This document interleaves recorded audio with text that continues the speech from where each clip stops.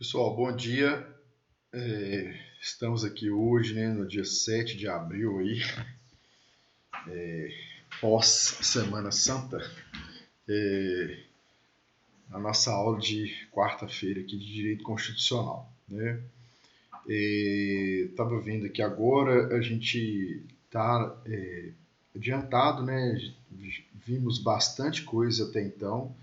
Estamos na página 60, né, dessa segunda apostila que eu passei. Igual eu falei, né? Essa apostila aí abarca a primeira, né? Com certeza, ela foi completa, né? E a gente parou aí na página 60. Nós estamos aí falando sobre os direitos e garantias fundamentais, né? No artigo 5º. Igual eu falei também, né, gente? Muito importante essa parte. É cobrado em todos os concursos, em concursos de todos os níveis, né? Seja concurso de segundo grau, concurso com exigência de curso superior, né? Todos os concursos praticamente eles cobram aí esse artigo 5º da Constituição, tá?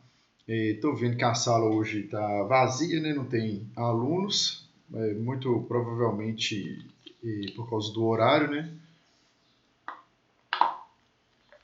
Uma boa notícia é que eu consegui resolver a questão do computador aqui, que eu havia falado. Agora eu estou conseguindo, graças a Deus, né, a gravar aí imagem e som, tá? Então, hoje a gente vai começar aqui pela liberdade de locomoção, né? Previsto aí no artigo 5º, inciso 5º e inciso 61 da Constituição Federal, tá? Minha Constituição não está aqui do lado, não. Pera aí, eu vou abrir aqui no computador para a gente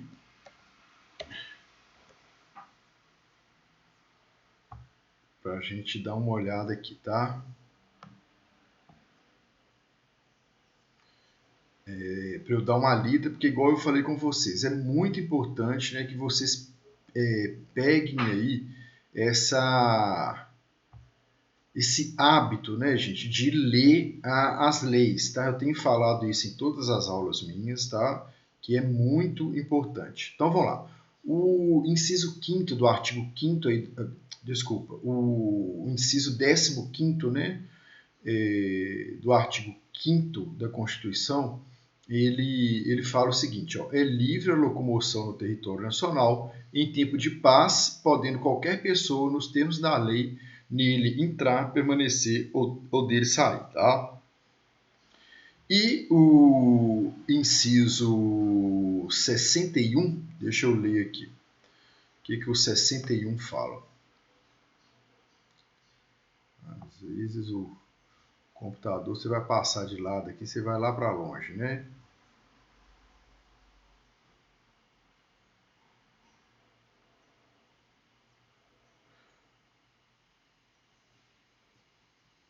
Peraí, só um instante.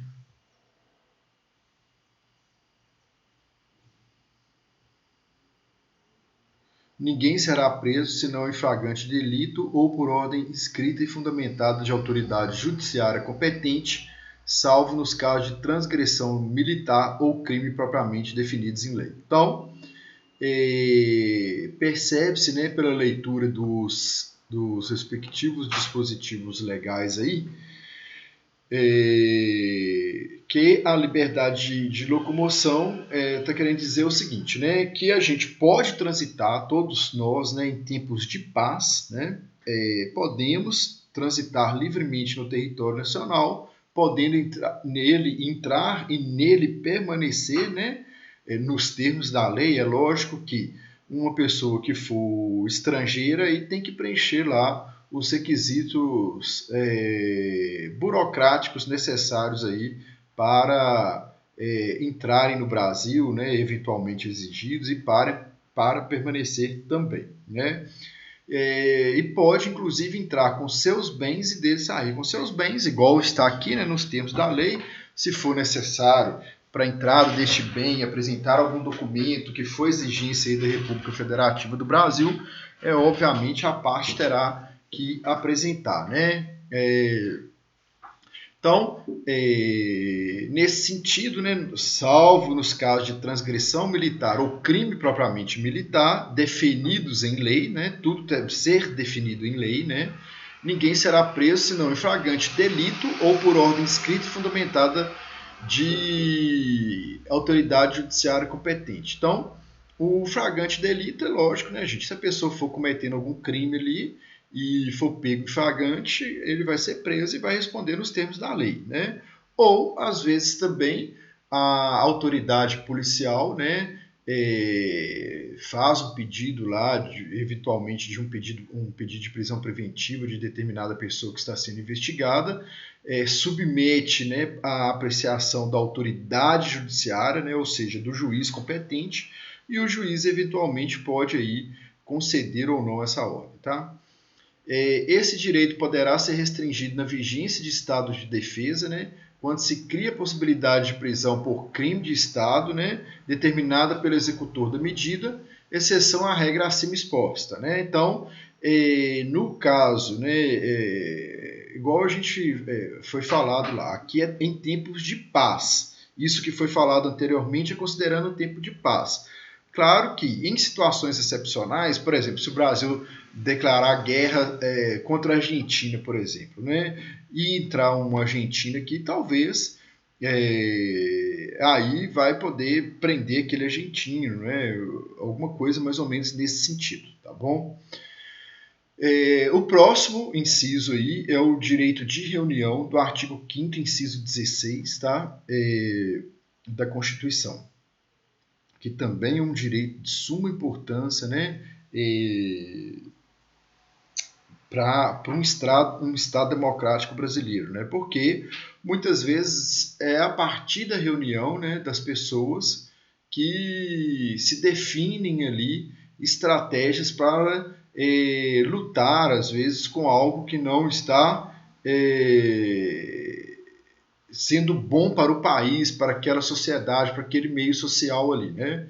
Então, garante-se o direito de reunião de forma pacífica, isso é muito bom lembrar, né? Sem armas, né? E em locais abertos ao público, né? Este direito poderá ser exercido independentemente de prévia autorização do poder público, desde que não frustre outra reunião anteriormente convocada para o mesmo local, sendo apenas exigido prévio aviso à autoridade competente. Então, por exemplo, né, o pessoal quer se reunir lá em Belo Horizonte, na Praça do Papa, né, e iniciar ali uma marcha da maconha, né, em defesa da maconha. E esse grupo resolveu que a marcha deles vai ser realizada no domingo, né, no próximo domingo, por exemplo, com início às 9 horas da manhã, a reunião. É óbvio que eles têm que não precisam de autorização do poder público, né? Eles não precisam falar assim, a gente pode reunir? O poder público fala, não pode, né? Isso não precisa não. O que precisa é comunicar ao poder público que vai ter essa marcha para o poder público às vezes falar assim, ó, por exemplo, nesse domingo que vem não pode, porque a gente tem um pedido aqui, por exemplo, da marcha contra o aborto, e eles vão sair da Praça do Papa também às 9 horas, já está marcado, eles fizeram esse pedido na semana passada, antes de vocês, né? Então, ou também até mesmo para o poder público falar assim, ó, então quantas pessoas que vão participar? Vocês têm uma média? Aí vai falar assim, a gente está prevendo 10 mil pessoas. 10 mil vai precisar ali de um policiamento reforçado para questão das ruas, das vias lá, né? Então é nesse sentido aí, tá? Depois tem o direito de associação, né? Aí tem mais os incisos que são previstos aí na Constituição, é o inciso 17, 18, 19, 20 e 21, né? A liberdade de associação para fins lícitos, né? Vedada de caráter paralimitar. Então, é plena, né? Então, para fins lícitos, né, gente? Vamos fazer uma associação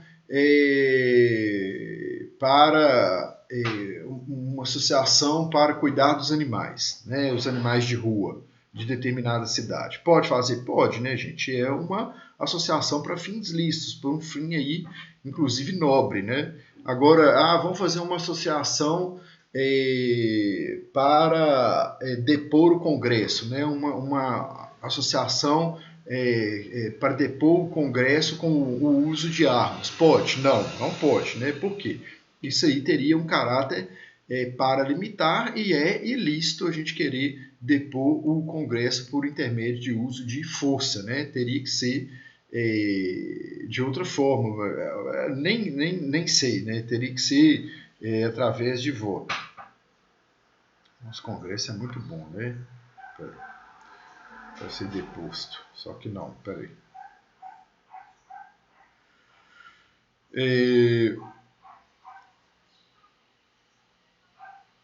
A criação de associações e, na forma da lei, de cooperativas independem de autorização, né, sendo vedada a interferência estatal em seu funcionamento, né? Então, elas independem, né, de autorização, tá, gente? Mas é lógico que, a depender ali, né, do tipo de associação, você vai ter que preencher ali alguns requisitos que a própria lei for necessitar ali, mas não precisa de ter autorização. Falar assim, eu posso criar uma associação para fins de cuidar dos animais de rua da cidade de Belo Horizonte? Não precisa, né? Você não precisa ter autorização. Mas, para criar essa associação, aí tipo assim, qual que vai ser a finalidade? Essas coisas vai ter que terão que ser informadas, delimitadas ali, né? Essas questões, tá?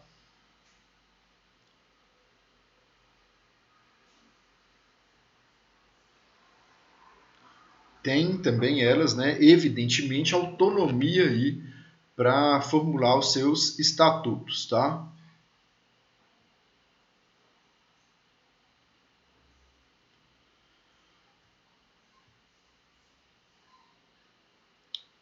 Depois nós temos o direito de propriedade, né? Como regra geral, assegura-se o direito de propriedade que deverá atender à sua função social, nos exatos termos dos artigos 182, parágrafo 2º e 186 da Constituição Federal. Então, a princípio aí, né, gente, o que a gente está vendo? O direito de propriedade, né, ele é um direito assim, de suma importância, né, gente? Por quê? Você luta aí para construir o seu patrimônio, claro que você tem direito de usufruir do seu patrimônio, né? Mas, né, igual eu tenho falado aí sempre, não há direito que seja completamente absoluto, né? Eu tenho falado isso em todas as nossas aulas, né? Todos os direitos, eles podem eventualmente aí sofrer restrições, sobretudo quando, né, confrontados com outros direitos de patamar constitucional, né? Então, a depender ali do caso concreto, vai utilizando-se aí dos princípios da razoabilidade e da proporcionalidade, o julgador vai decidir ali qual o direito que deve prevalecer naquele caso concreto, né? Não significa, contudo, que às vezes, né, o que pode acontecer é o seguinte, às vezes, a depender aí do caso concreto, um direito vai prevalecer. Depois, esses mesmos direitos estarão ali em confronto novamente em outro caso concreto e o outro direito vai prevalecer, né? Então, é muito interessante essa questão. Mas vamos lá. Esse direito não é absoluto, né? Esse direito à propriedade, visto que a propriedade poderá ser desapropriada por necessidade ou utilidade pública e desde que esteja cumprindo a sua função social, será paga justa e prévia indenização em dinheiro. Então, gente, por exemplo, você tem um terreno aonde que é imprescindível ali passar uma estrada, né? Aí o governo, né, vai chegar e vai falar para você, olha, nós vamos passar uma estrada aqui, né? Essa estrada é de suma importância para o desenvolvimento da região, né? Não, a gente já fez aqui um estudo prévio, fizemos aqui vários levantamentos e a gente chegou à conclusão que realmente a estrada deve passar por aqui, porque vai escoar a produção de grãos aqui da nossa região, e passando por aqui vai ser o caminho mais curto, o caminho mais célere, né, que vai ter maior economia para os cofres públicos e tal, fazer estrada, né, e tal. E vai falar, a gente precisa aqui de parte do seu terreno. Aí se você falar assim, não, eu não vou ceder, aí o governo tem o direito aí de, observadas as exigências legais, né, desapropriar, né, desde que, né, paga justa e prévia indenização em dinheiro, né? Então, ele vai primeiro tentar negociar com o proprietário, se não houver acordo, aí ele vai ingressar com a ação de desapropriação, tá? E sendo comprovado ali, né, que o caminho é aquele, que não há outro caminho, né? Lógico que vai ser um processo onde que será observado o devido processo legal com contraditório e ampla defesa, mas se perceber ali que não há outro caminho, que o caminho é aquele, evidentemente, né, o terreno será desapropriado, né?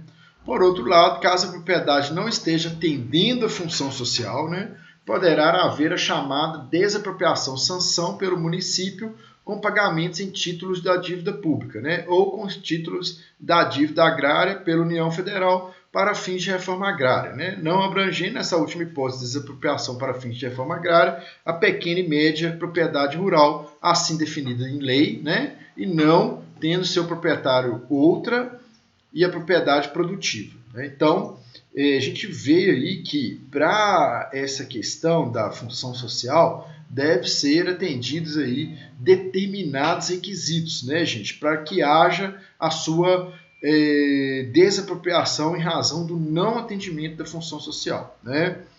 No tocante à propriedade urbana, a desapropriação-sanção é a última medida, já que, primeiro, procede-se o parcelamento ou edificação compulsórios e, em seguida, a imposição de IPTU progressivo no tempo, para só então passar-se a desapropriação-sanção. Então, é algo que vai ser colocado aí em última análise, né?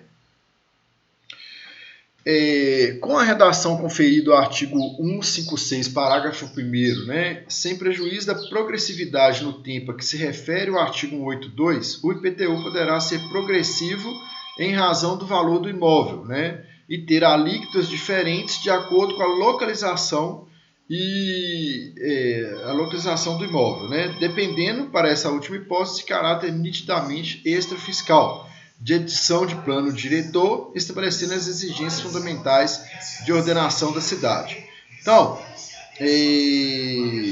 a gente percebe, né, gente, igual eu estou falando aqui, eu estou trazendo aqui de uma maneira bem genérica aí essa possibilidade de haver desapropriação, né, para cumprimento da função social, né, tanto da propriedade rural quanto da propriedade urbana. Mas é lógico que para a gente aprofundarmos nessas questões, aí a gente teria que estudar melhor aí, sobretudo na perspectiva do viés do direito.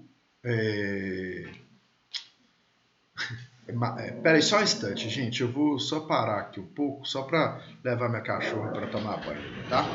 Rapidão. Só um instantinho.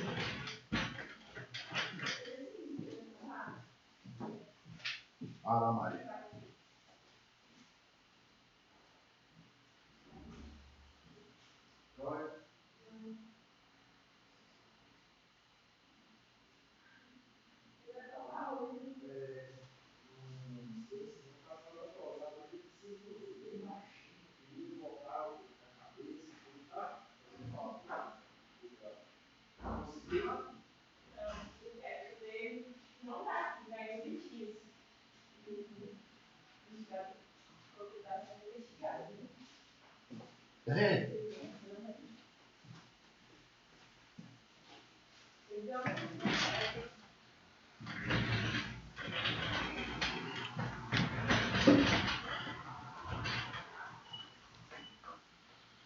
Então, pessoal, desculpem aí, tô de volta, tá? Só fui ali levar cachorro para tomar banho. O cachorro e a cachorra, tem um casalzinho, tá? Então, igual eu estava falando, né, vai ter que se aprofundar aí nessa questão do direito imobiliário, né, para a gente ver aí quais que são as causas, né, os requisitos legais para que haja realmente essa desapropriação aí, sobretudo dos imóveis urbanos, né? Porque tem uma questão para ver se está seguindo o plano diretor, né? Então tem toda uma questão. Assim, só contando um caso, né? Eu lembro que uma vez, logo que eu formei em Direito, eu fui trabalhar como assessor, né? E teve uma oportunidade que eu estava no fórum, chegou um rapaz lá e falou comigo assim, a prefeitura está cobrando IPTU lá e tal, não sei o quê, e o rapaz estava bem nervoso, né? E falou assim, como é que eu faço para resolver isso? E tal, porque não estou aceitando a cobrança e tal. Eu falei, você tem que pagar, né? Porque não tem outra solução. O que você tem que fazer, o que você pode discutir lá dividir o parcelamento do débito, né? E ele falou, não, eles estão me propondo parcelamento lá, mas eu não aceito. Eu falei, uai, não tem como, gente, né? São questões assim, o IPTU já está estabelecido, né? Então todos devem pagar, é imposto, não tem como fugir disso, né? Não tem outra solução, porque senão você vai perder o imóvel, né? Vai chegar ao ponto de você perder o imóvel, né? Aí ele ficou meio com raiva assim e tal, e aí depois a prefeitura fez lá tipo um saldão mesmo, né? Digamos assim, porque a prefeitura judicializou, aí fez um saldão e fez, eu lembro que lá no fórum dessa cidade fez tipo uma audiência gigantesca de conciliação com várias partes. Aí ele estava lá, ele foi lá para parcelar, né? Porque realmente ele viu, né? Ele deve ter consultado um advogado, que às vezes o cara fica meio assim, e o advogado deve ter falado com ele, meu amigo, tem que pagar, né? O que se pode discutir, evidentemente, é o parcelamento, né? E geralmente eles fazem o parcelamento aí porque para o poder público, né, o negócio é receber, mesmo que seja parcelado, né? Depois nós temos aí, gente, o direito de herança e estatuto sucessório, né, que é o artigo 5º, os incisos 30 e 31, bem interessante, né, gente? A gente vê aí que o direito de herança é um direito fundamental, né, previsto aí no artigo 5º da Constituição, né? Ele é, inclusive, assim, corolário, né, consequência do direito de propriedade, né? Então, o seu pai, né, o seu avô, lá durante toda a vida conseguiu construir um patrimônio, nada mais justo que, né, no momento oportuno, né, esse patrimônio, momento oportuno, é óbvio, né, gente, assim, em caso de falecimento, né, do real proprietário aí, venha a acontecer aí essa questão de essa questão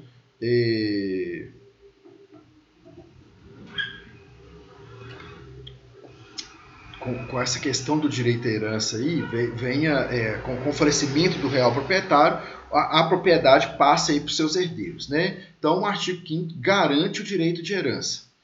Tá?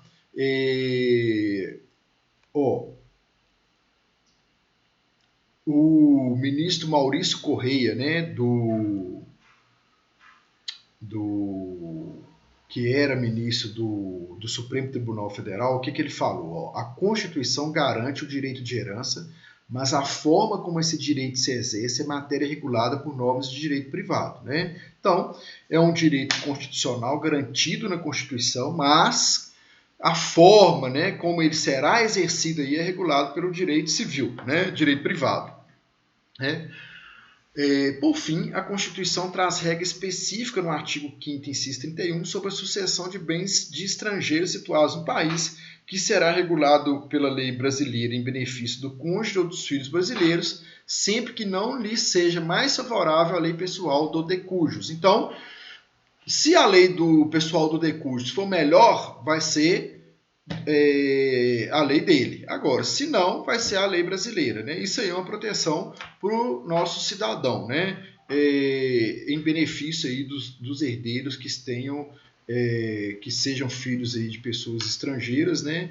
É lógico, né? Por exemplo, com a mãe brasileira e o pai estrangeiro, ou o pai brasileiro e a mãe estrangeira, né? Nessas hipóteses aí, tá?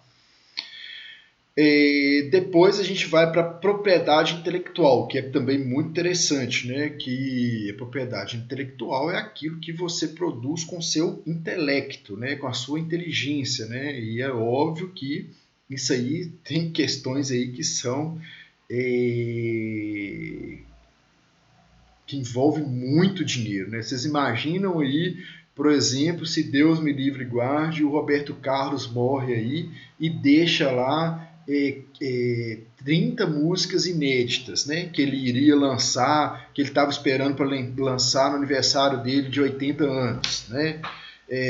Então, e ele morre lá com 78 anos. Aí 15 músicas inéditas. E vamos colocar que dessas 15 aí, 5 arrebentam. Né? 5 são assim...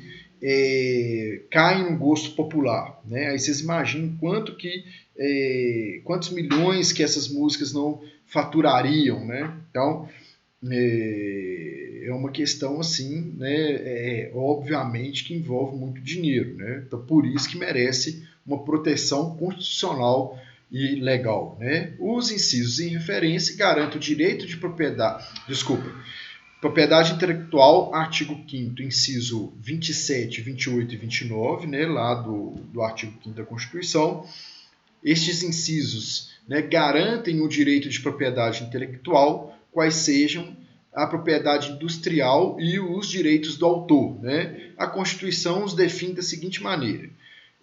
Aos autores pertence o direito exclusivo de utilização, publicação e reprodução de suas obras, transmissível aos herdeiros pelo tempo que a lei fixar. Né? Então, você vê aí que são garantidos aos autores e a lei vai fixar aí, né, um prazo aí para que os seus herdeiros o utilizem. Né? Então, a gente está vendo uma questão recente aí que está dando muita confusão em relação ao Legião Urbana, né? Porque com a morte do Renato Russo houve aí uma cisão do grupo lá em relação a questões de músicas e tal, porque é lógico que isso envolve dinheiro, né, gente? É claro, né? São assegurados nos termos da lei a proteção às participações individuais em obras coletivas e a reprodução da imagem e voz humanas, né? Inclusive nas atividades esportivas também. Aí, quem acompanha futebol, por exemplo, com frequência a gente vê, né? Fulano entrou contra o Corinthians na justiça cobrando direito de imagem. Né? Por quê?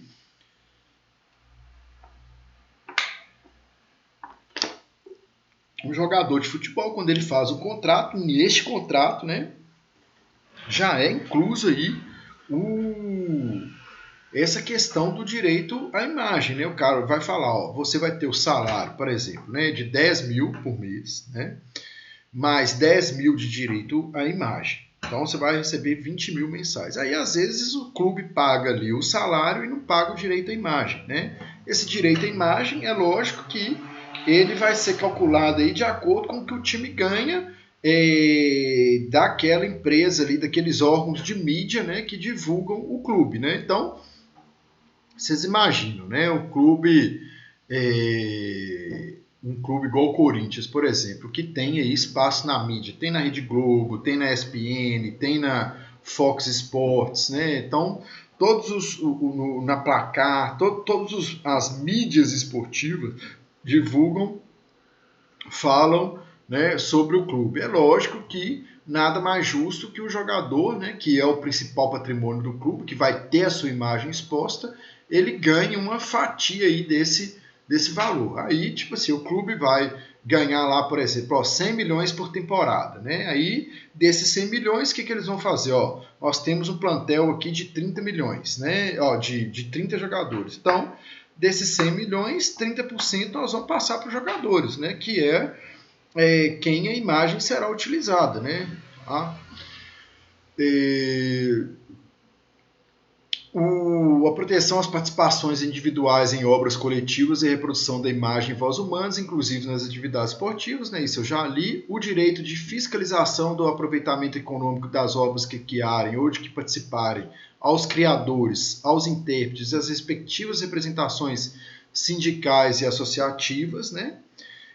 A lei assegurará aos autores de inventos industriais privilégio temporário para sua utilização, bem como proteção às criações industriais, à propriedade das marcas, aos nomes das empresas, né?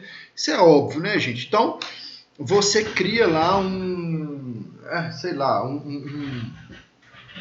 abridor de garrafa que você só aperta lá alguma coisa. Estou dando um exemplo esdrúxulo aqui. Você vai...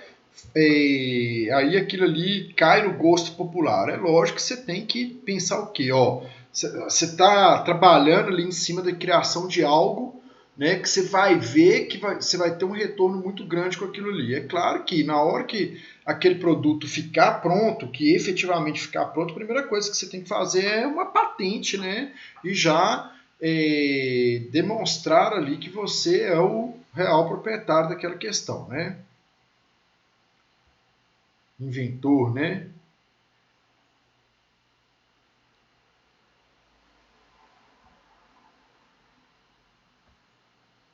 Vamos lá. Uma outra questão aí também, gente, que foi assim, bem elogiada, né, que é a questão da defesa do consumidor aí em cunho constitucional, né? Espera aí só um instante.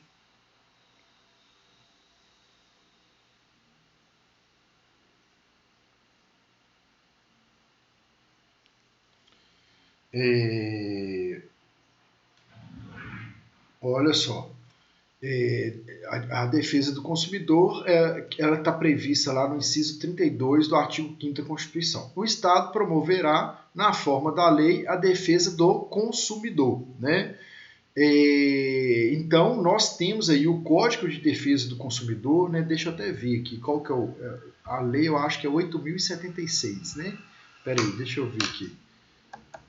Que regula esse artigo, né? É lei 8.078, né? A lei 8.078, né?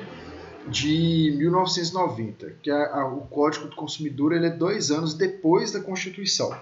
E é considerado um dos códigos de consumidores da nossa legislação consumerista, né, da legislação do consumidor no Brasil, é considerada uma das mais avançadas do mundo, né, gente? Né? É uma das mais respeitadas do mundo, é a legislação do consumidor no Brasil, né? Então, influenciada por ambas, né, portuguesa e espanhola, a Constituição de 88 também estabeleceu regras protetivas para o consumidor, destacando os seguintes dispositivos legais. Então, o artigo 5º, inciso 32, ele fala: o Estado promoverá, na forma da lei, a defesa do consumidor. Né? E o... Nossa, desculpem, perdi aqui, que eu fui mexer. Deixa eu só...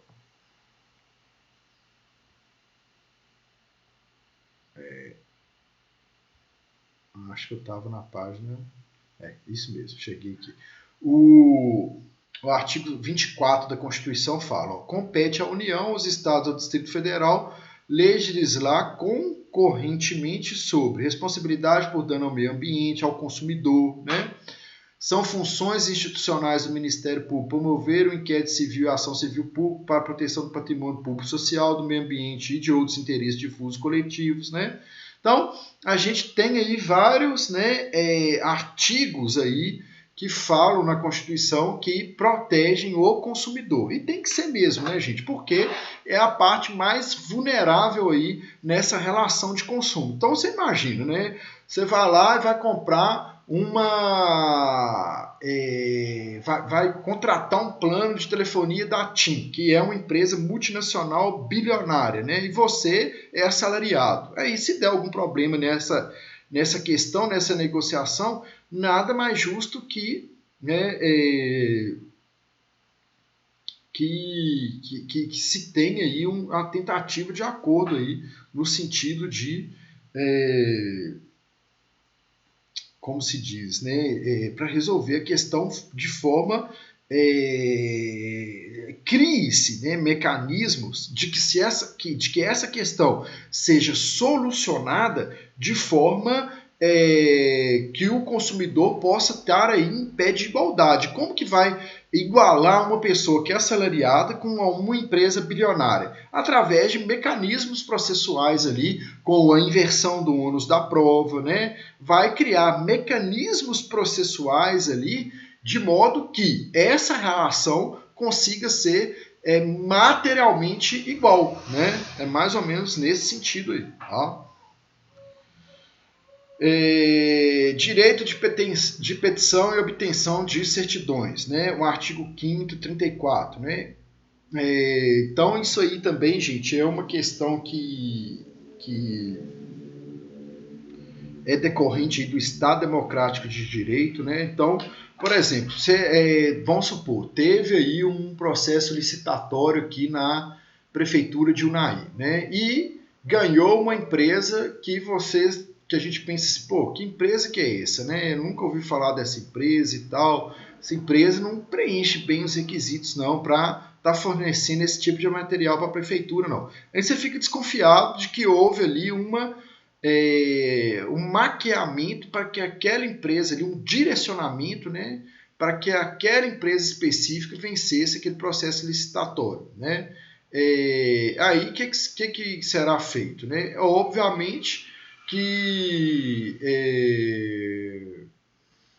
você eventualmente vai poder pedir ali para o poder público, né, certidões, petições, para você analisar, qualquer cidadão, né, para analisar a lisura daquele processo licitatório, tá, gente? Tá bom?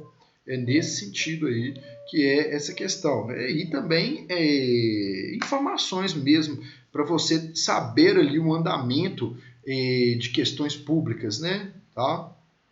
E também para esclarecimento de situações de interesse pessoal, né? Então, por exemplo, seu nome, você vai fazer uma compra em algum lugar, aí fala assim, ó, seu nome está negativado, ou quem lançou a restrição aqui foi um órgão público. Aí você vai saber, uai, o que aconteceu, né? O que houve comigo, né? Porque meu nome está assim. Se você não tiver conhecimento, aí você vai lá e vai pedir alguma coisa de interesse pessoal, né? Princípio, depois a gente tem aí o princípio da inafastabilidade da jurisdição, né?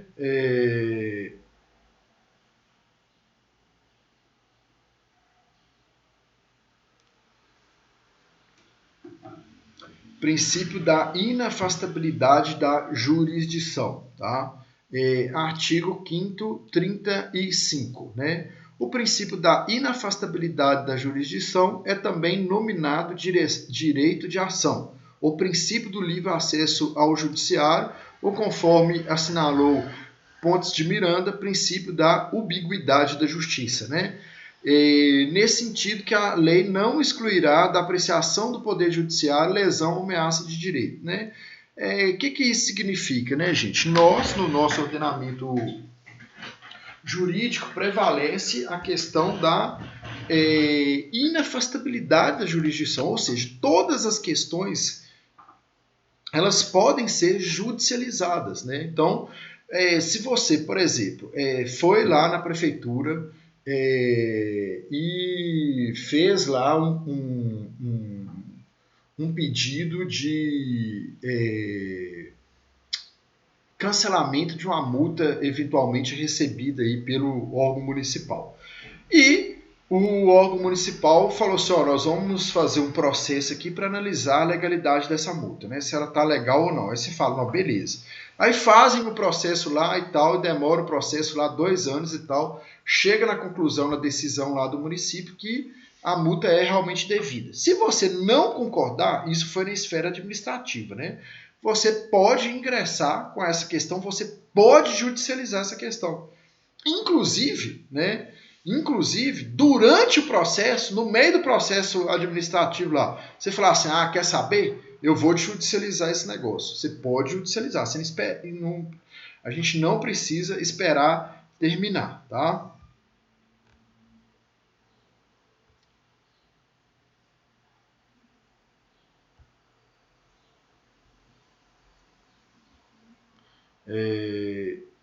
Estamos aí, continuando, né? Então, é isso, né? Essa questão aí da inafastabilidade de jurisdição, ele não tem muito segredo, não, né? É isso mesmo. Depois nós vamos passar aí para o princípio, né, para os limites à retroatividade da lei, né?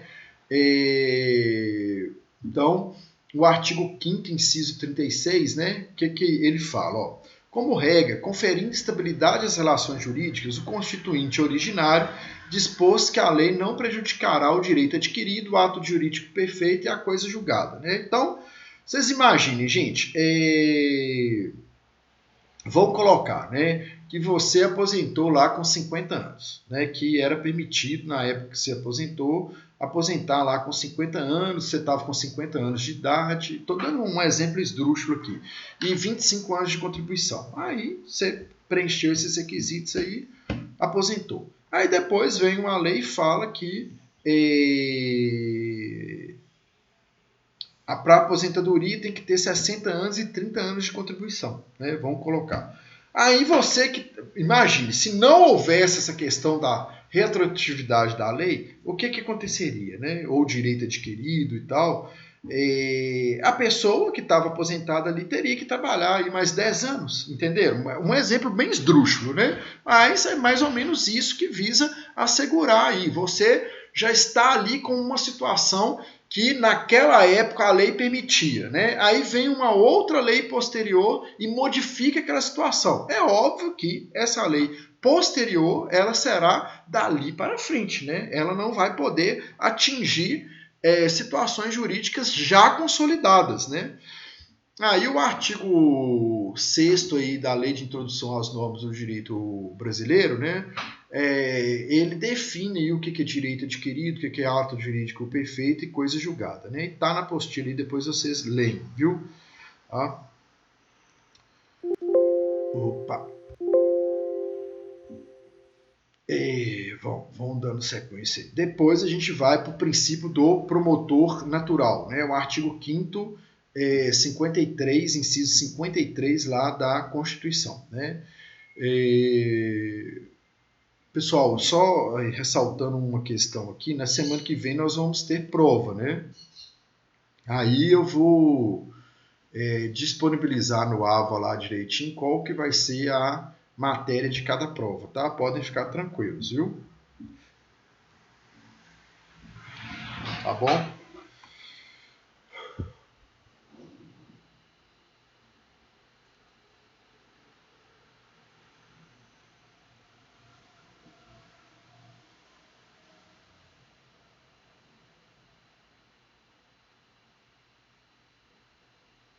Então vamos lá. Princípio do promotor natural.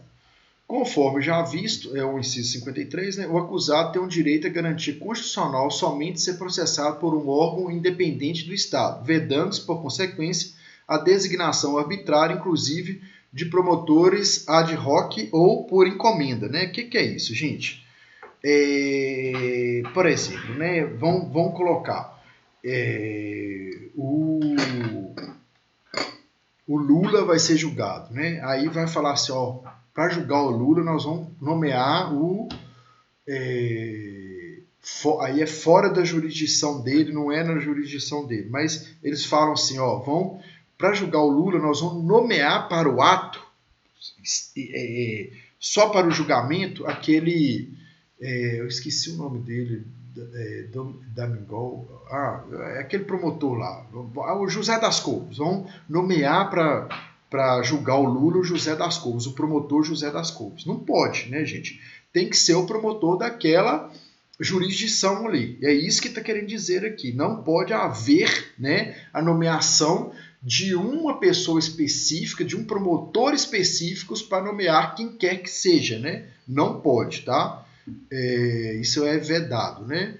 E também, da mesma forma, o juiz natural também, né? A Constituição estabelece que você não pode haver ali a nomeação de um juiz, né, para criar, por exemplo, vamos colocar, teve no Brasil aí um caso de um cara que saiu atirando na rua lá no centro de São Paulo. Eles vão falar assim, vamos criar um tribunal aqui com um juiz e promotor nomeado para julgar esse cara especificamente. Não pode, né? Tem que ver aonde que foi o crime, quem que é ali o juiz e o promotor responsável pela jurisdição daquela região e eles que vão, que serão o juiz e o promotor competente respectivamente ali para atuarem naquele caso, né? Não pode haver uma nomeação específica, é isso que está querendo dizer aqui. A gente vê aí, por exemplo, que há o Tribunal do Crime, né? Que eles fazem, né? O PCC tem lá os próprios julgadores dele, né?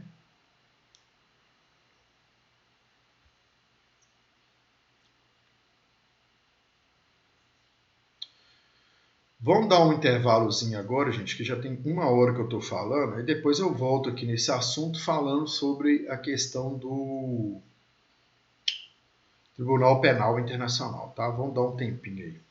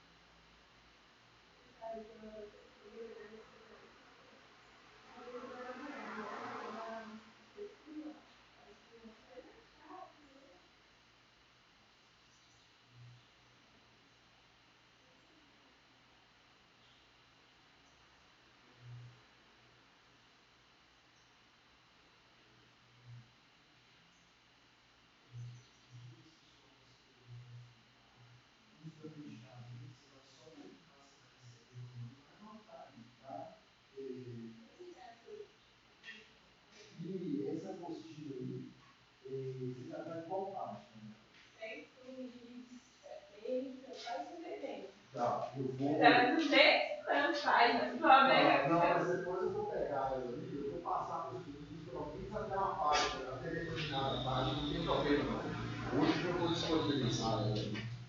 Você viu que tem várias Semana que vem vocês vão ter prova? Uai, Alisson, eu tenho que olhar no lado hoje, eu tô com um monte de trabalho pra fazer. Bom, o pessoal tá falando de prova lá? Não, ninguém fala ainda não.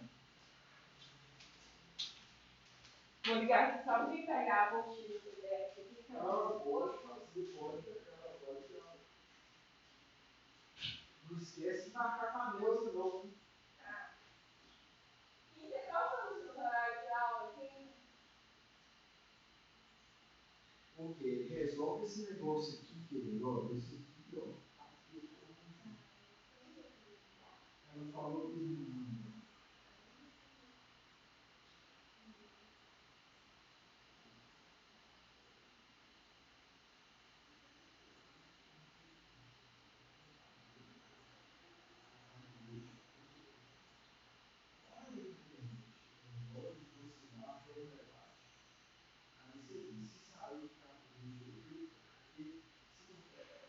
Ela era de Cabo Verde, mudou lá pro lugar do lado. Aí se saiu 80 é 80 mesmo. Se saiu outro número, não é, mano. Porque aí deve estar o número antigo lá.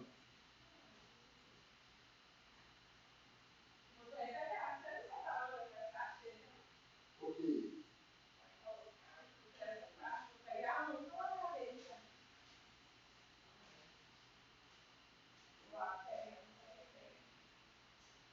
Agora eu lembrei que esse eu esqueci.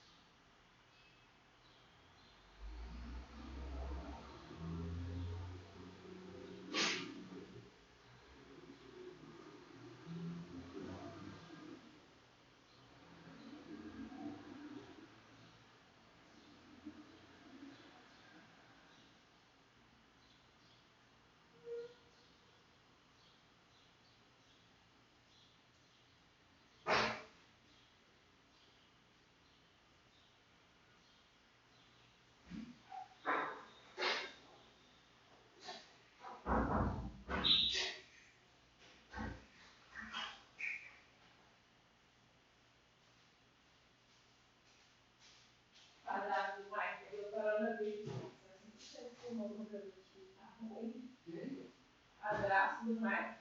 E ele é novo. Mas vai ser sua idade.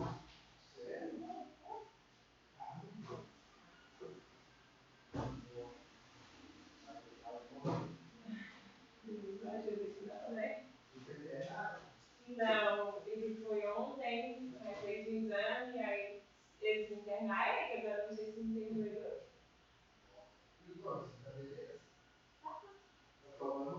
Não, Marcos tem que ficar brigando de hoje. Tá mais fácil não morrer do que três. Ele tá tomando uma não? Não. Ele foi chegando querendo, minha mãe brigou com ele. Ele tá tomando remédio, né? Ah, entendi.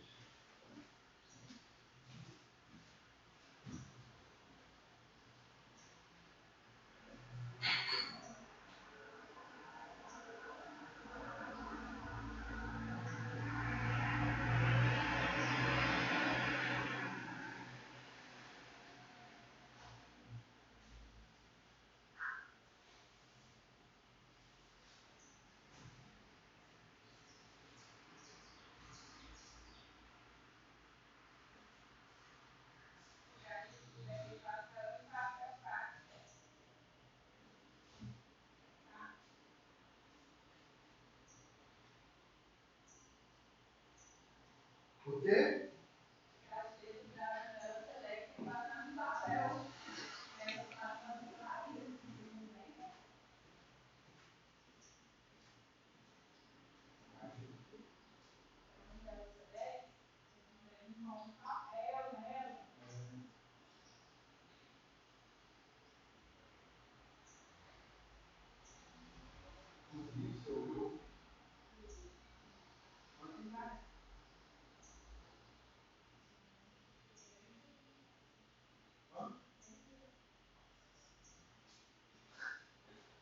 Ah, vai ser uns cento e tantos esses trens, você vai ver. Fiz mandar esse vídeo, mandar esse.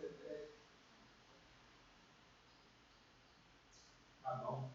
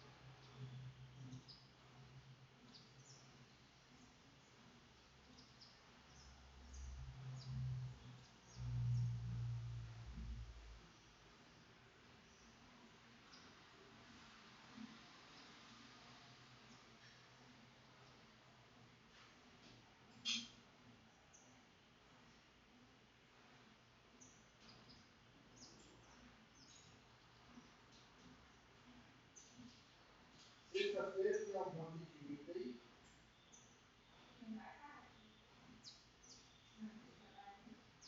Oi? Que horas? Ah, não vai vir não, né?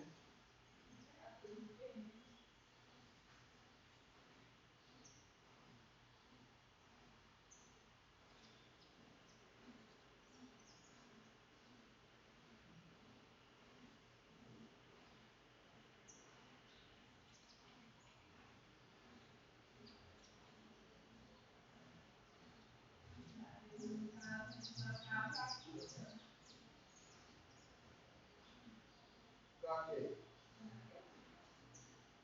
Pode sim.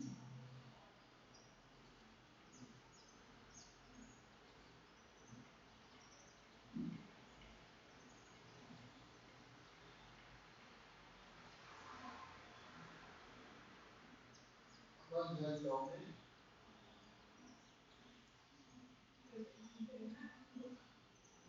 O quê?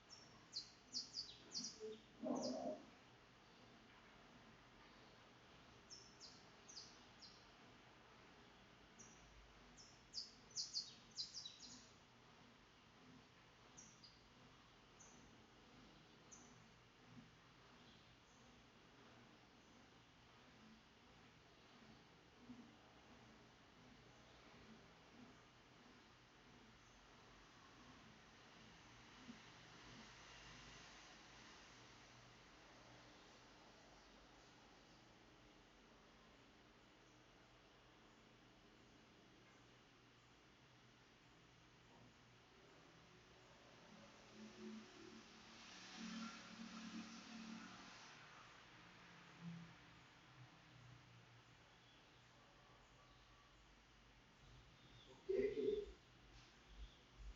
Você vai ter que ensinar de novo a falar.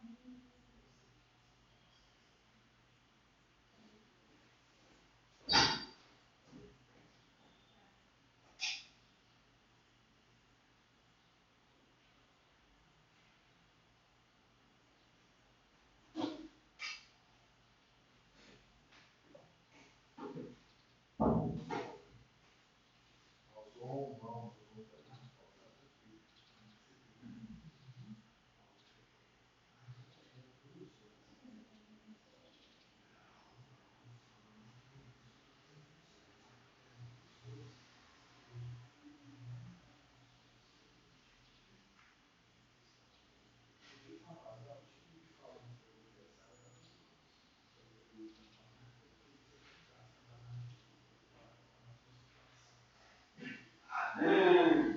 Ah, só que você não perguntou, né? Mas eu vou. Tipo assim, o que eu fiz é o seguinte. Agora eu vou.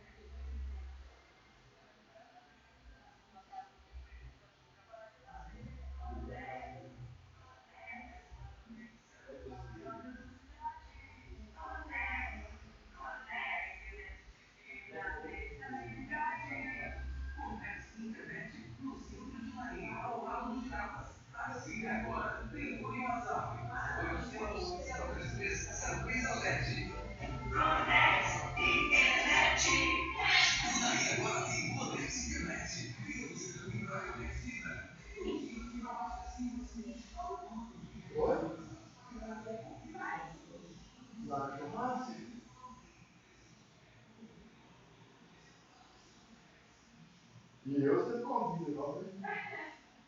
Pai, não. Você não vai para jogar os dias? Que dia que é? Sexta. Que horas?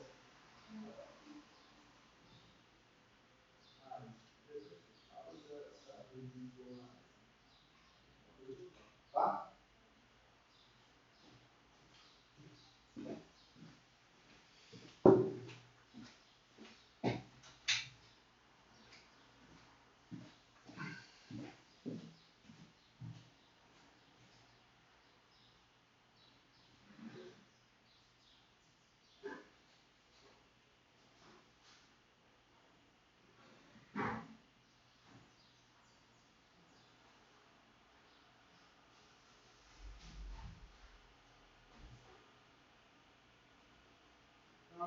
Deixa eu ir para o segundo turno dessa aula aqui.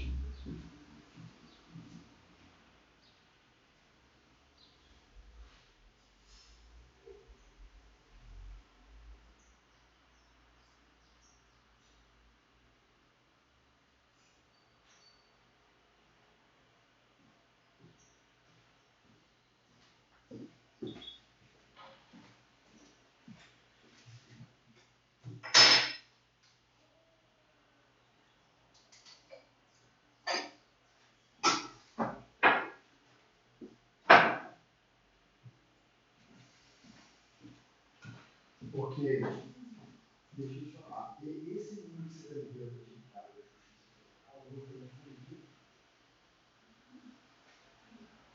você liga ele, cara,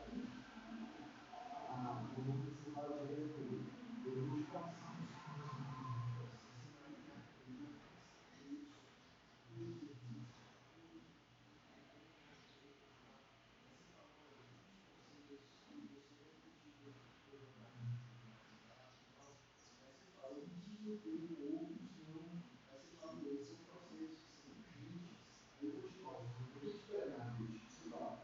Você consegue falar com ele de manhã ou de tarde?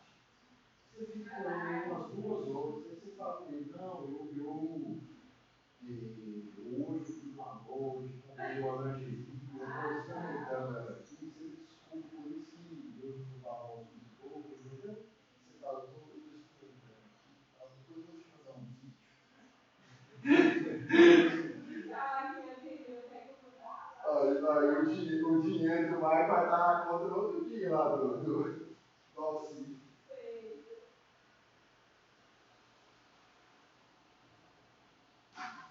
Ah, eu fico zoando, porque você fica aí acreditando que eu tô falando. Já desviou brincando com a verdade.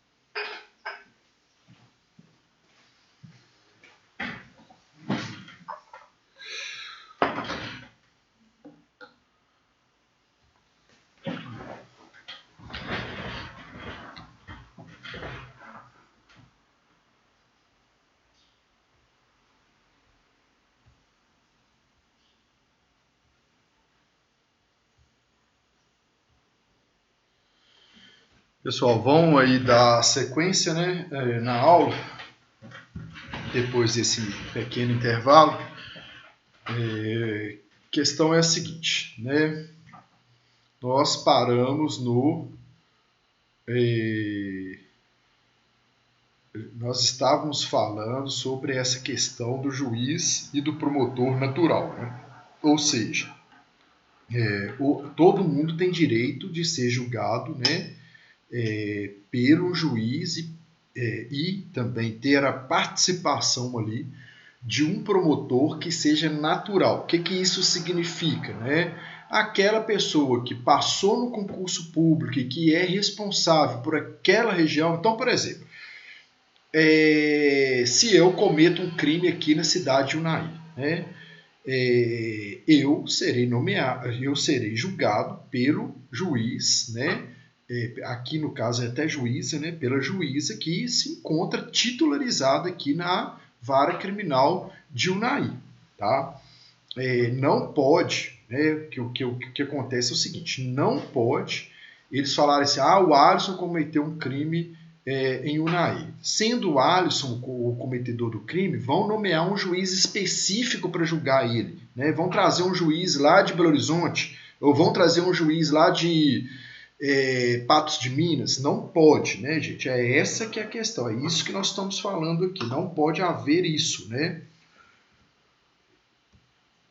Quem será responsável pelo meu julgamento será o juiz daqui de Unai, pronto, né? E com a participação do promotor aqui de Unai. Não pode a mesma coisa, a mesma questão que eu falei aqui para o juiz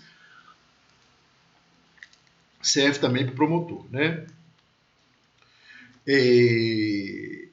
Tem uma questão aqui, né, que é do Tribunal Penal Internacional, né? A reforma do Judiciário estabeleceu a submissão do Brasil à jurisdição do Tribunal Penal Internacional, cuja criação tenha manifestado adesão. Então, houve a criação do Tribunal Penal Internacional, o Brasil manifestou interesse em aderir a essa questão, né? O Brasil assinou ali o Estatuto de Roma, né, que criou o Tribunal Penal Internacional, e o Congresso aprovou, né, por meio do Decreto Legislativo número 112, de 6 de junho de 2002, tendo sido promulgado em 26 de setembro de 2002, né? Então, o que significa, né?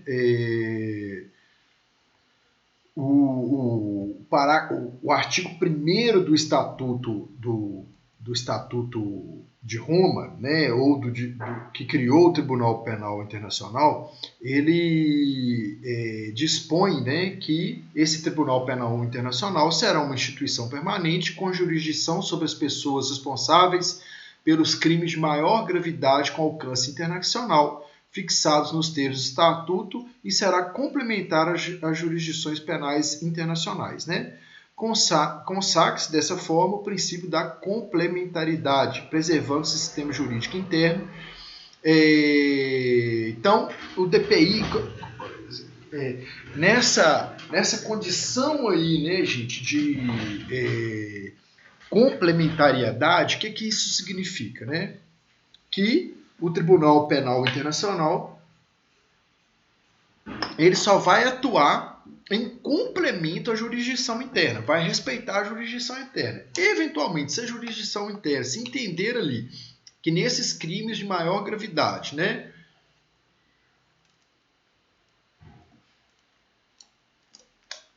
a jurisdição interna ela não atuou efetivamente, o que vai acontecer? O Tribunal Penal Internacional irá complementar a jurisdição ali e analisando todas as questões, né? Tá bom? É nesse sentido aí, tá?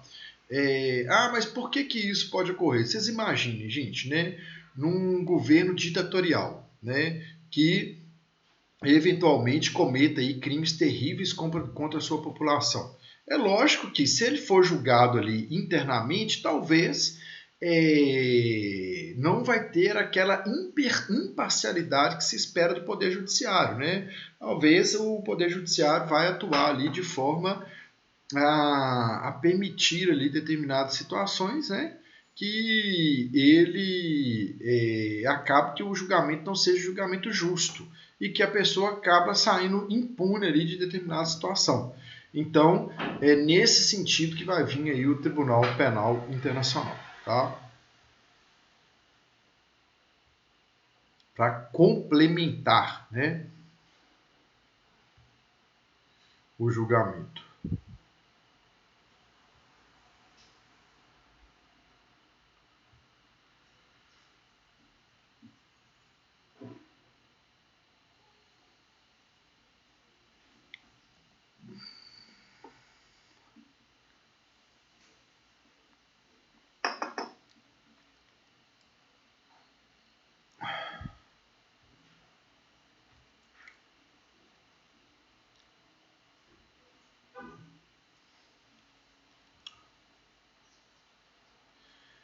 Tem a questão da federalização dos crimes contra direitos humanos, né?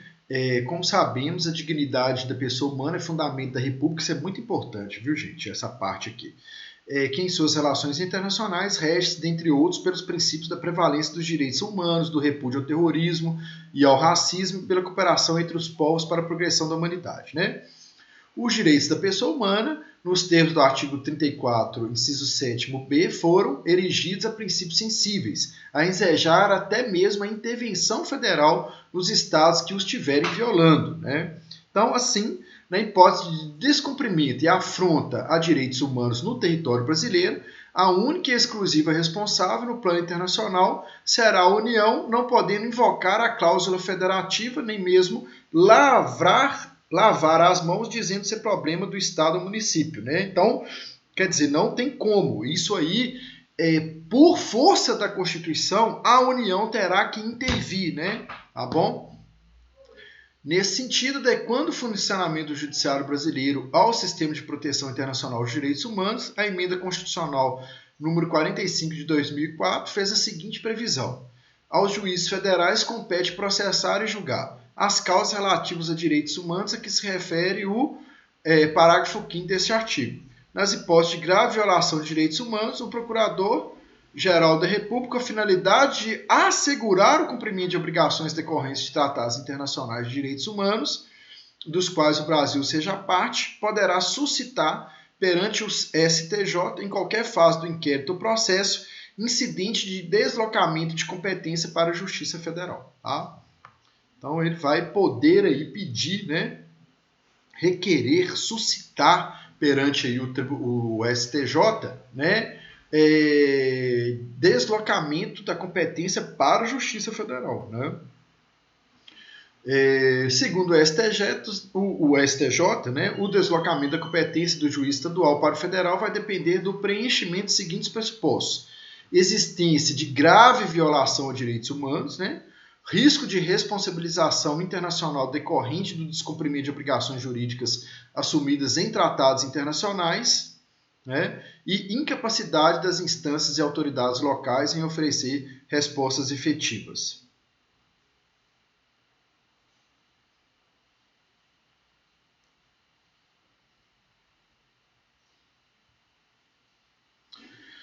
Dando continuidade aí, gente, o artigo 5º, inciso 38 da Constituição, ele também trata aí do Tribunal do Júri, né?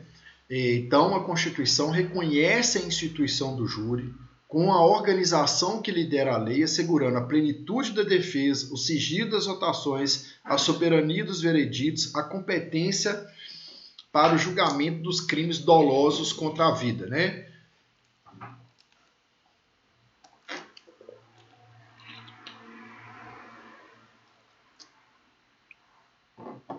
Então, gente, o que significa o Tribunal do Júri, né? A depender aí de situação, a depender não, né? O que acontece? Por que o Tribunal do Júri ele merece aí um tratamento constitucional, né?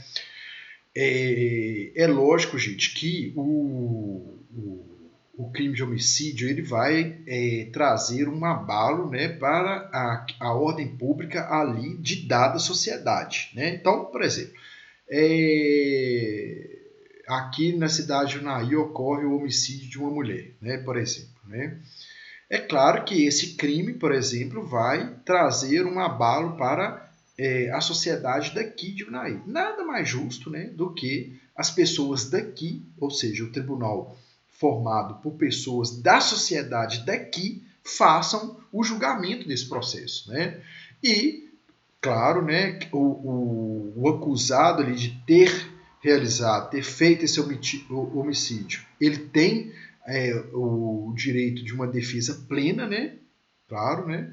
Os jurados, eles precisam ter ali uma garantia ali no sigilo das votações, né?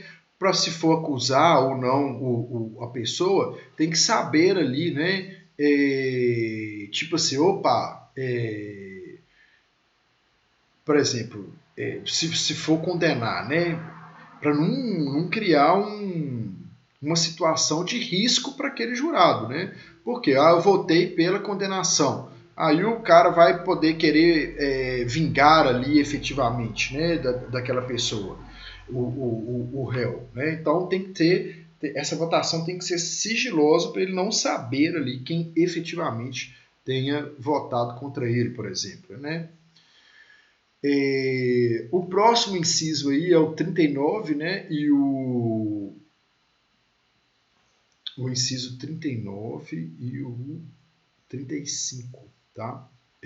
Desculpa, gente, 34 e 35, tá?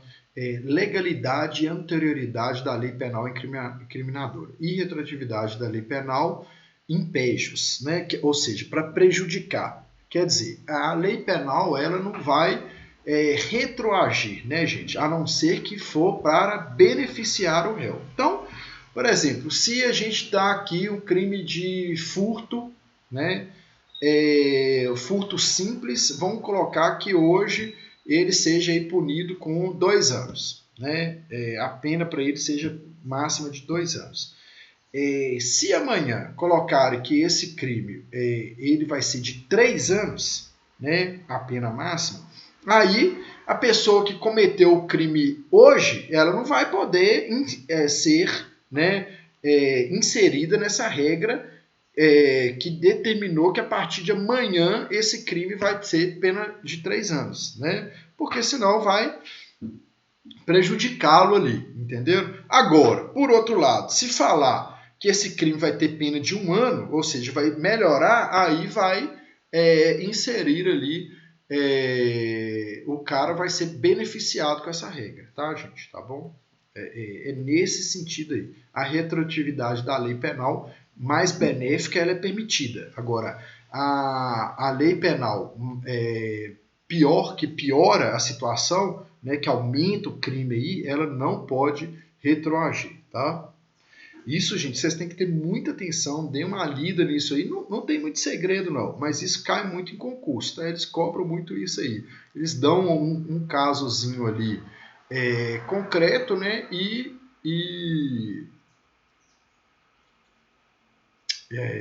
perguntam se vai retroagir, se pode, se não pode. Então, tem que ter em mente isso, né? Retroatividade da lei penal mais benéfica, sim. E retroatividade da lei penal impégios, né? Ou seja, que não beneficia, que piora a situação do cidadão, não pode, tá? É isso. Não tem muito segredo, não, tá? Depois nós vamos aí para o artigo 5º, inciso 36 e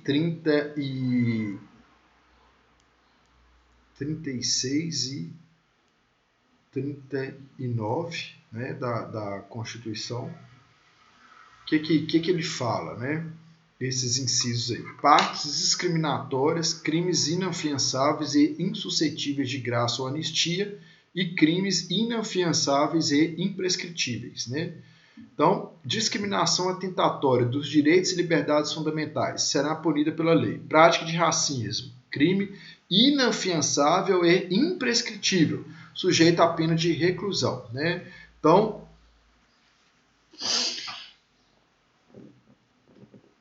essa situação aí, gente, tem que ter um olhar muito aguçado para essa situação da prática de racismo, né? Que é crime inafiançável e imprescritível. Né? Crimes inafiançáveis e insuscetíveis de graça ou anistia, a prática da tortura, tráfico ilícito de entorpecentes e drogas afins, terrorismo e os definidos como crimes hediondos, né? Por ele respondendo os mandantes, os executores e os que, podendo evitá-los, se omitirem, né? Então, gente, a prática de racismo é inafiançável, não comporta fiança e ele não prescreve, né? E os crimes que são inafiançáveis, não suscetíveis de fiança, né? E que não são suscetíveis de graça e anistia são a prática de tortura, tráfico de entorpecentes e drogas afins, terrorismo e os definidos em lei como hediondos, né? Por eles respondendo os mandantes, né? Os executores e os que, podendo evitá-los, se omitir. Também é outra questão aí que cai muito em provas, tá? Regras constitucionais sobre as penas, tá? Então, vamos lá.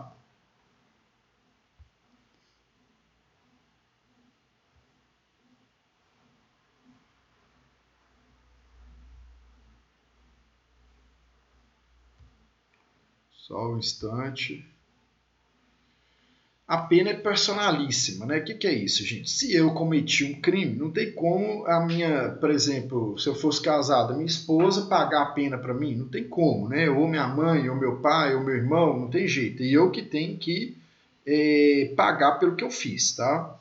Isso, gente, é muito importante esse direito, porque antes, né, as pessoas pensavam assim, a família da pessoa que cometeu a pena ali sofria uma discriminação muito grande, né? Porque o pessoal pensa assim, estende para a família o cometimento da pena, né? Que pensa assim, pô, a família é meio que responsável por isso também. E claro que isso não tem absolutamente nada a ver, né, gente? Nada a ver, porque às vezes numa mesma família tem membros ali de pessoas que são corretíssimas e outras que cometem crimes. Isso é normal, né? Então, quem que comete o crime que tem que responder, não a família toda, né? Então, quais que são além da individualização da pena, né? Quais são os tipos de penas que podem existir no nosso ordenamento jurídico, né? Privação ou restrição da liberdade, né? Perda de bens, multa, prestação social alternativa, suspensão ou interdição de direitos, né? E é vedada as penas de morte, salvo em caso de guerra declarada, de caráter perpétuo, trabalho forçado, de banimento e cruéis. Cruéis, por exemplo, né, eu vou chicotear, vou dar 10 chicotadas no cara lá em praça pública. Pode? Não, não pode, tá? O cumprimento da pena, né, ele tem que ser realizado em estabelecimentos distintos, de acordo com a natureza do delito, a idade e o sexo do apenado. Né? É lógico, né, gente? O ideal é isso, mas infelizmente no Brasil ainda a gente não alcançou esse patamar. Né? Por quê? Às vezes, gente, a pessoa cometeu ali um crime mais leve. Aí você imagina um cara que furtou lá um boné numa loja. E ele vai ser preso na mesma cela de um cara que foi preso com 10 toneladas de droga. Né? Isso acontece, né? Então, tipo assim, aquilo ali vai servir para ele de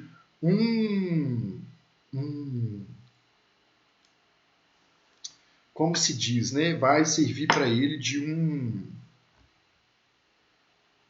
uma faculdade do crime, digamos assim, né? Tá?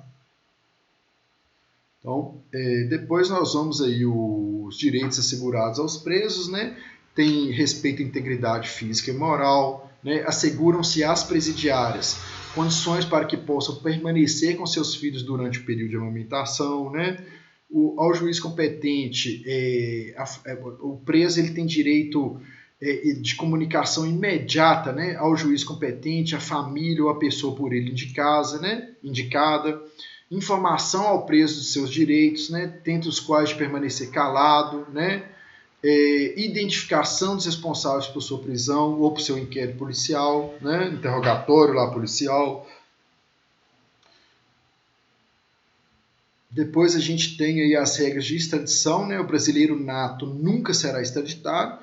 O brasileiro naturalizado, né? Ele será extraditado em caso de crime comum praticado antes da naturalização e quando comprovado envolvimento em tráfico ilícito de entorpecentes e drogas afins na forma da lei, praticado antes ou depois da naturalização. Os estrangeiros podem ser extraditados, exceto em caso de crime político ou de opinião. Também é uma questão que sempre é cobrada em prova aí, tá?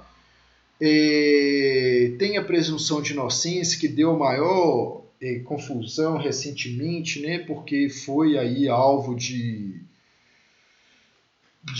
análise do Supremo Tribunal Federal, se poderia ou não a prisão em segunda instância, e o Supremo decidiu pela não, né? Porque não pode até o trânsito em julgado, né? Inclusive em segunda instância, né? Identificação criminal, né? O civilmente identificado não será submetido à identificação criminal, né?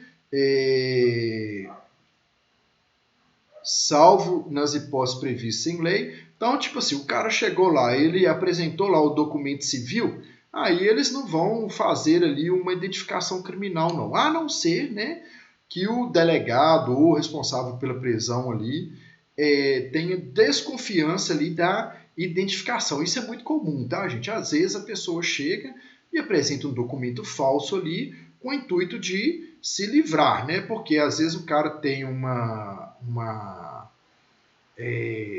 extensa ficha criminal. Quando eu trabalhava como assessor, no fórum lá que eu trabalhava, um rapaz lá passou o maior aperto, né? Por quê? Ele tinha um irmão que era criminoso, né?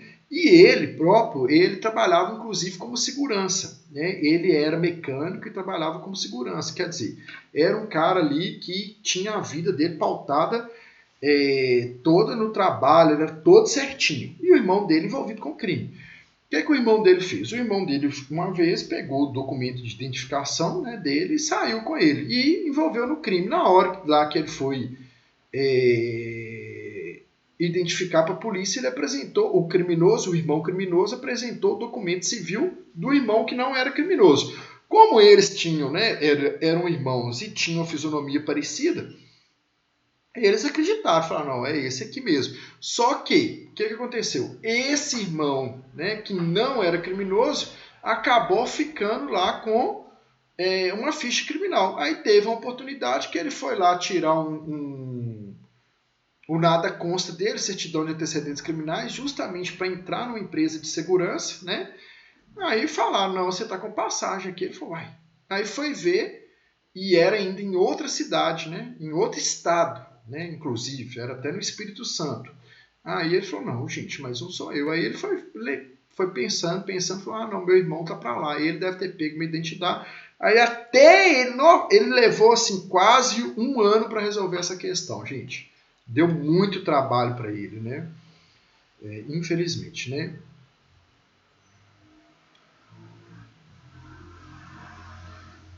Devido ao processo legal contraditório e ampla defesa, né, gente? Isso aí é primordial, né, gente? O que significa aí, né? Devido ao processo legal envolve várias coisas, né, gente? Tanto no âmbito civil quanto no criminal, sobretudo no criminal aí, né? Mas assim, deve haver aí a pessoa ser defendida por um advogado, né? Ser ouvida, assim, é muito complexa essa questão do devido processo legal, né? Mas assim, envolve várias questões que a gente já falou aqui, inclusive, né? Essa questão do juiz natural, do promotor natural, né? De não poder produzir prova ilícita. Então, assim, são várias questões que envolvem um devido processo legal, tá? Gente, eu vou parar a aula por aqui, porque na semana que vem a gente vai fazer a prova, né? Então, eu vou parar por aqui para a questão, para a nossa prova não ficar tão extensa, né? Tá? Aí eu vou passar na sala lá, eu vou passar no AVA, né? Vou disponibilizar no AVA até onde que a nossa disciplina vai, tá bom? Então, nós encerramos a aula por aqui. Tenham todos uma excelente quarta-feira e fiquem com Deus.